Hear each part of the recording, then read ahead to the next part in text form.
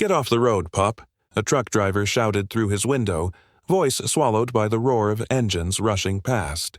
But the little creature didn't move. He sat perfectly still, a small ball of fur and bones stranded on the narrow concrete median of the highway, where cars whipped past at deadly speeds. His ears twitched at the noise, his eyes glassy with exhaustion. But he stayed rooted to that one spot as if the earth itself had claimed him.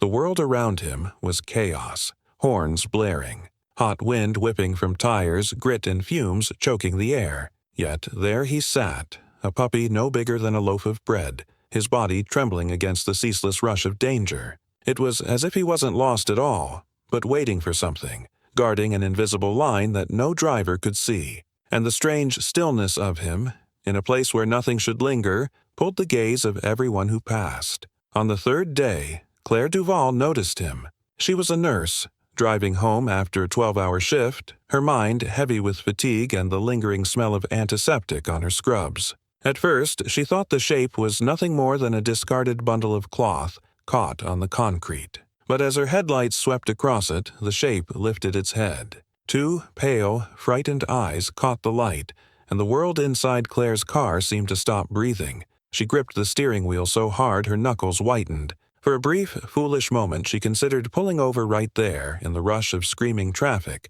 but the speed was too much. Cars thundered behind her, horns blared, and she had no choice but to drive past. Yet the image of that fragile body against the storm of steel and rubber burned into her mind.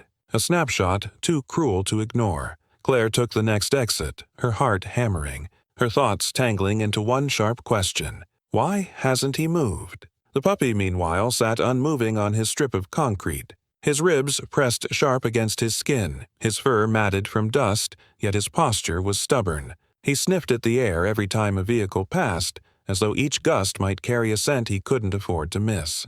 He ignored the garbage scattered near him, ignored the blistering heat of the pavement. His hunger was written in the hollow of his belly, but still he stayed. Claire parked at a gas station a mile down the road, her mind torn. She had rescued strays before, cats outside her clinic, a limping dog near her apartment, but never something so dangerous, never something so close to death every second it remained there. She bought a bottle of water, a sandwich she barely remembered choosing, and told herself she couldn't leave without at least trying. When she returned and parked safely near the shoulder, she stepped out and felt the sheer violence of the highway around her. The air buffeted her body with each passing truck. The sound was a constant scream in her ears, a wall of noise that made her chest throb. And there, in the middle of it all, the puppy sat with the strange dignity of a soldier on watch, as if protecting something only he understood. She crouched at the edge of the guardrail, holding out the sandwich, her voice trembling. "Hey, sweetheart. It's okay, I'm here. Come here, little one." The puppy turned his head, ears flicking toward her. His eyes held a depth she didn't expect. Too much sorrow, too much patience for a creature so young. He looked at her, but he didn't budge. Not one paw stepped forward. Claire's heart cracked at the sight. This wasn't a stray lost and wandering. This was a soul anchored by something stronger than fear or hunger. Something invisible kept him there, tethered in a way no leash could. Another horn shrieked, and Claire flinched as a truck screamed by so close that the wind nearly knocked her backward. She clutched the guardrail, her pulse spiking. The puppy didn't even flinch. He only kept watching the road, as though waiting for someone who was supposed to come back. Claire realized then that this wasn't chance. This wasn't just an abandoned dog too weak to move. He was waiting. For what or for who, she didn't yet know. But the thought froze her blood. She whispered, "Oh, God. What happened here?" The question hung in the roar of the highway unanswered, as the tiny figure stayed rooted to his concrete island, waiting for a truth that would break more than just her heart. Claire returned to the gas station that night with restless energy buzzing under her skin. She told herself she needed rest, that tomorrow she would be back at the hospital before sunrise, but sleep never came. The image of the puppy sitting frozen on that strip of concrete haunted her like a shadow. Every time she closed her eyes, she saw those pale, waiting eyes fixed not on her, but on the endless rush of headlights streaming by. It was as though he was searching each passing car for something he could not let go of. By morning, Claire had made up her mind. She filled a small duffel bag with a blanket, a bowl, and cans of food from her pantry. If the dog wouldn't move, then she would go to him. She wasn't the kind of woman who could turn away once something grabbed her heart, no matter how impossible it seemed. When she reached the highway, sunlight was already beating down on the asphalt, turning it into a shimmering river of heat. She parked on the shoulder again and carefully climbed over the barrier, clutching the bag as her hair whipped around her face. The noise was deafening, each truck that thundered past threatening to push her off balance. But the puppy was still there, exactly where he had been the night before. He hadn't moved an inch. His fur was dustier now, his body weaker, but his eyes burned with the same desperate patience. Claire set the food down and waited. The scent carried through the fumes and his nose twitched, but he didn't take a step closer. Instead, he lowered his head and pressed it to the ground, a small whine escaping his throat like a plea. Claire's chest tightened. She realized then that this wasn't hunger keeping him alive. It was devotion. He was anchored to this patch of concrete not by accident, but by memory. She tried for nearly an hour, whispering softly, coaxing, even stepping a little closer. But each time the puppy pulled back, not toward her, but toward the very center of the median, as though guarding it. It was as if leaving that place would mean betraying something sacred. Finally, Claire sat on the guardrail, defeated but unwilling to abandon him. A state trooper pulled up behind her car, lights flashing, and walked over with a grim expression. "Ma'am, this is dangerous," he said, his voice raised over the roar of the road. "You can't be out here. You'll get yourself killed." She gestured helplessly toward the puppy. "He won't move. He's been here for days.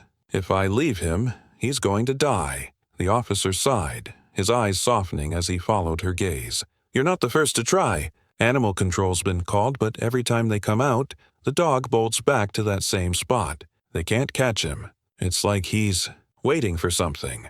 The words sent a chill crawling up Claire's spine. Waiting. That was the only explanation.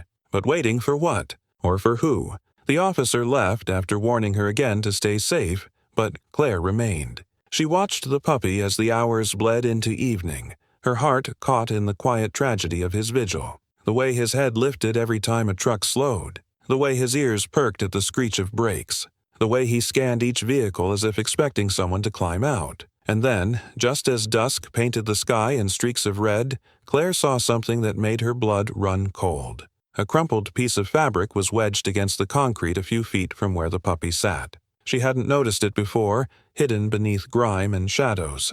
But the way the puppy leaned toward it, as though it carried the scent of his entire world, told her everything she needed to know. It wasn't trash. It wasn't forgotten. It was a remnant. Claire pulled herself closer, her knees scraping the concrete, and saw it clearly. A torn sleeve of a flannel shirt, stiff with dust and oil. The puppy pressed his tiny nose to it and let out a sound so fragile it barely rose above the thunder of traffic. A whimper. A cry for someone who was no longer there. Her breath caught.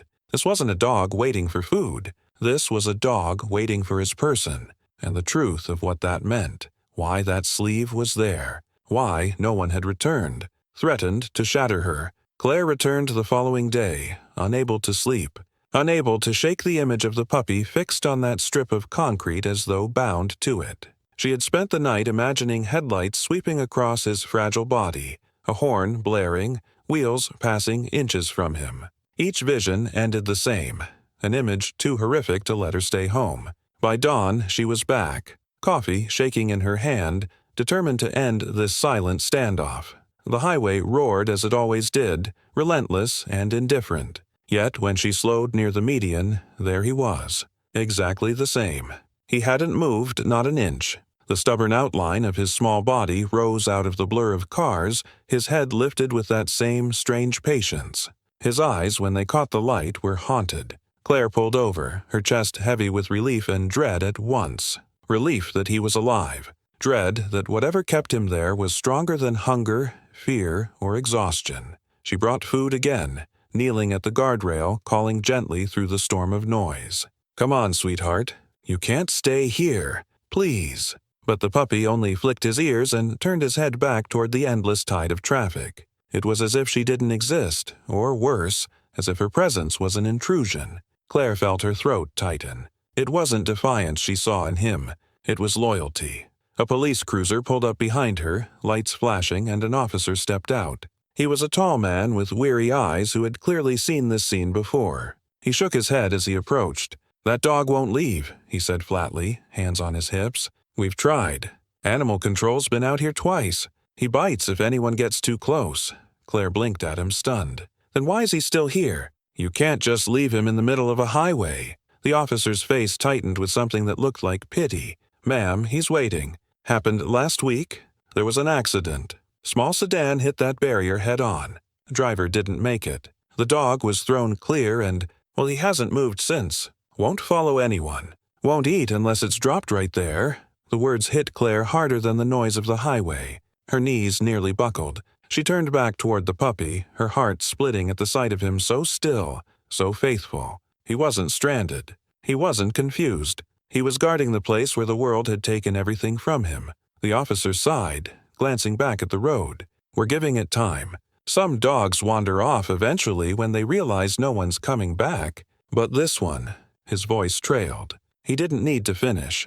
The truth was there, written in every fragile line of that waiting body. Claire crouched lower, tears prickling her eyes. "You poor soul," she whispered. The puppy's ears flicked again, just slightly, as if her voice touched some nerve buried deep. But still he didn't move. He wouldn't abandon his vigil. That night, Claire couldn't shake the image. She sat at her kitchen table long after midnight, the silence of her apartment suffocating compared to the roar of the highway. She thought of her own losses, of how grief had anchored her in places where the world rushed by uncaring. She knew what it was to sit and wait for someone who would never return. The memory hollowed her, and for the first time she understood the puppy's refusal. It wasn't just instinct. It was love. The next morning she returned again, this time with a carrier, a leash, and hope beating against her ribs like a desperate bird. She stood at the guardrail, calling his name she didn't know, whispering words she wished someone had once whispered to her. "It's okay. You don't have to wait alone anymore." The puppy's head turned. For a heartbeat, Claire thought he might finally step forward. His paw shifted, nails scraping the concrete. But then, as another rush of cars thundered past, he pulled back, tucking himself smaller against the barrier. His body trembled, and his eyes locked back on the road with renewed determination.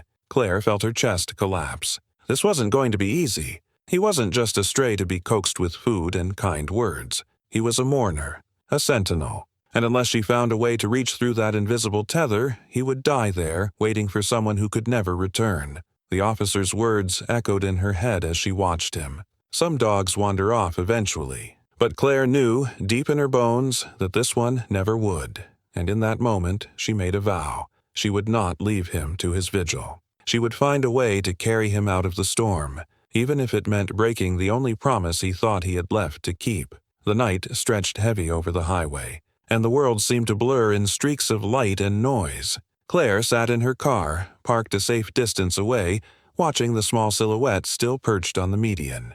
Hours had passed since she first saw him, yet he hadn't moved, not even once. It was as if the puppy had been carved into that strip of concrete, his fragile body locked by some unseen command. Claire's chest ached. Every instinct told her to run out there, scoop him into her arms, and end this torment. But each time she edged toward the shoulder, the scream of semis ripping past reminded her of the danger. She had called the local animal rescue line, but the dispatcher's weary tone told her help wouldn't come soon. "Too risky right now," they'd said. "We'll send someone in the morning." Morning felt like a lifetime away. Restless, she grabbed her phone and searched the news archives for any mention of accidents on that stretch of road. Her fingers trembled as she scrolled, her mind desperate for answers. And then she found it. A small article, barely a few paragraphs long, tucked into the back corner of a local feed. 2 days ago, a sedan had been struck on that very section of highway. The photo attached showed twisted metal, scorched black from fire. 2 occupants had died instantly. Claire's breath caught. She looked up at the puppy again, and the truth seeped into her like ice. He wasn't lost. He wasn't abandoned. He had been in that car, and now he was waiting for the only people he had ever known, the ones who would never return. Her eyes blurred with sudden tears. The cruel persistence of it broke something inside her. This tiny creature, too young to understand death, had spent days waiting faithfully for his family to come back. Each roar of a car across the asphalt must have sounded like hope to him. Each rush of headlights must have felt like a promise. Yet still no one came. She whispered into the dark, "Oh, sweetheart, they're not coming back." But even as the words left her lips, the puppy lifted his head toward the endless stream of cars. His tail twitched once, a frail signal of hope, as though he had heard a familiar engine in the chaos. He barked, high-pitched, desperate, and scrambled to the edge of the median, ignoring the thunder of wheels that could kill him in an instant. Claire's heart slammed into her ribs. She leapt from her car, screaming across the roar, "No! Stay there!" Drivers honked angrily as she darted to the guardrail, gripping the metal until her palms burned. The puppy's bark echoed against the concrete, sharp and hollow. He wasn't afraid. He was ready to step into the road, chasing the ghost of a sound only he believed in. The moment spun taut, and Claire knew she couldn't wait another second. She couldn't risk rescue workers arriving too late. If she hesitated, he would die here, chasing hope straight into tragedy. She pulled the sandwich she had bought earlier, tore it open with shaking hands, and hurled a piece across the asphalt gap between them. It landed near his paws, skidding slightly on the concrete. The puppy paused, sniffed, and for the first time in days his focus shifted from the highway to something else. He bent his head and licked at the bread, uncertain but starving. Claire hurled another piece, closer this time, her voice ragged as she pleaded, "Look at me, baby. Just look at me." And then, against all odds, he did. His eyes, pale, luminous, filled with a grief too big for his body, met hers. The connection hit her like a blow, raw and unshakable. She saw his story written there: fire, metal, loss. And she felt his plea just as clearly as if he had spoken it. The twist of fate was brutal and undeniable. He had survived what his family had not. He wasn't stranded by accident. He was tethered by loyalty, waiting for voices he would never hear again. Claire sank to her knees, sobbing against the guardrail. The highway screamed around them, but all she heard was the steady, broken rhythm of a puppy's hope refusing to die. The minutes bled into hours, and the highway never rested. Headlights streaked endlessly across the asphalt, carrying strangers home while Claire remained crouched at the guardrail, her body aching but her resolve unshaken. The puppy still lingered on his concrete island, torn between hunger and a loyalty that bound him tighter than any leash. Each time his ears pricked toward the sound of engines. Claire feared it would be the moment he leapt into traffic, chasing ghosts into death. Her hands trembled as she tossed another piece of bread closer to her side of the road. He hesitated, sniffed, and ate, but the instant he swallowed, his head turned again toward the flow of cars. It was like watching a child search the crowd for a parent who would never come. Claire wiped at her cheeks, her voice hoarse as she begged, "Please, baby. You can't wait for them anymore." The storm of vehicles blurred around her, but in her mind the world slowed. She saw the truth as stark as the twisted wreckage she'd glimpsed in the news photo. This tiny survivor had been left with nothing but his grief. His family was gone, and the median had become his vigil, a sacred ground he refused to abandon. To leave it meant admitting they would never return, and yet if he stayed, he would eventually meet the same fate. The decision hit Claire with a force that left no room for doubt. If he couldn't walk away on his own, then she would carry him. Risk, fear, even her own life, none of it mattered more than breaking the chain of sorrow that bound him to this place. She waited for the briefest lull, a heartbeat of silence between the freight trucks. Then she vaulted the guardrail, her legs pumping as she sprinted across the shoulder. The thunder of approaching vehicles roared in her ears, shaking the ground beneath her, but she didn't slow. The puppy froze at the sudden blur of her movement, eyes wide with alarm, his body pressed back against the median wall. Claire dropped to her knees before him, her breath ragged, the air vibrating with the scream of engines rushing past. She reached out her hand, trembling but steady in its intent. "I've got you now," she whispered. The puppy flinched, confused, his instincts warring with his trust. But then his nose twitched, catching the scent of her hand, the faint trace of bread and the salt of her skin. In that instant, something shifted. His gaze softened and his body sagged with exhaustion too great to fight. Claire moved quickly, scooping his frail form into her arms. He was lighter than she imagined, little more than skin and bones, but the weight of him felt immense, as though she were carrying not just a body but an entire history of waiting and loss. The scream of a horn split the night, a truck barreling closer than she had expected. She pressed the puppy against her chest and ran, the blast of wind nearly knocking her from her feet as the massive vehicle roared past. Her heart pounded like a war drum, but she didn't stop until she was across the guardrail, falling to her knees in the gravel, gasping for breath with the puppy still cradled against her. He trembled, but not from fear. For the first time in days, he let out a sound that wasn't a bark or a whimper of longing. It was a sigh, soft and heavy, as though some unseen burden had finally lifted. He curled into her arms, surrendering to the warmth of human touch, and closed his eyes. Claire pressed her face into his dusty fur, whispering, "You're safe now. You don't have to wait anymore." The highway raged on behind them, indifferent to the small miracle that had just taken place. To the countless strangers driving past, it was just another night on the road. But to Claire, it was the moment when loyalty met compassion, when sorrow gave way to survival. In the days that followed, the puppy, whom she named Haven, learned that safety could exist beyond a strip of concrete. He ate, he slept, and he began to lift his head toward her voice instead of the roar of engines. The waiting that had nearly killed him was replaced by something different, the slow, fragile trust that life could still hold love. And yet Claire knew she would never forget the sight of him on that median, eyes fixed on the horizon, refusing to leave. His vigil was a testament to something both devastating and beautiful, that a bond, once forged, can outlast even death and evening. As the sun sank low and Haven dozed at her feet, Claire found herself watching the empty road beyond her window. She thought of the family he had lost, of the loyalty that had kept him alive, and of the unspoken truth she had carried him away from. Some waits never end, not really. But sometimes, when the world is merciful, someone else arrives to carry the weight forward. She reached down, stroking the soft fur now clean and warm beneath her hand, and whispered, "You didn't lose them. You just found me." The puppy stirred, gave a faint wag of his tail, and nestled closer. And for the first time, Claire felt that the vigil had truly ended.